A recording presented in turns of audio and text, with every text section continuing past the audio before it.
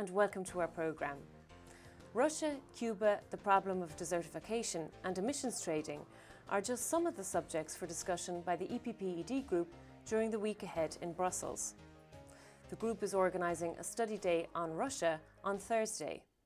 Joseph Daul, chairman of the EPP-ED group, will make the opening address.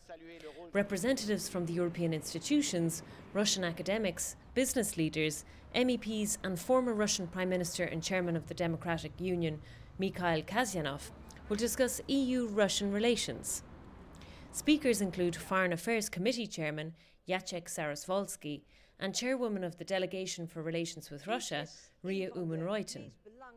Individual sessions will examine common EU-Russian interests and challenges, energy dependency, Russia in the post-election period, and Russia and the European neighbourhood.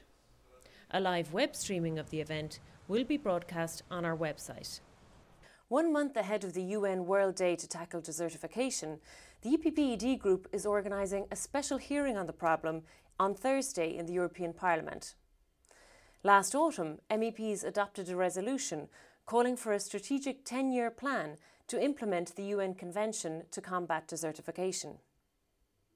Desertification happens for a number of reasons, from activities such as deforestation, overgrazing and bad irrigation practices, and also climate change. On the initiative of EPP-ED Vice Chairman Struan Stevenson, the group is focusing on the socio-economic, agricultural and forestry impacts of this phenomenon, as well as their political consequences. Joseph Daul, chairman of the EPP-ED group, will open the hearing.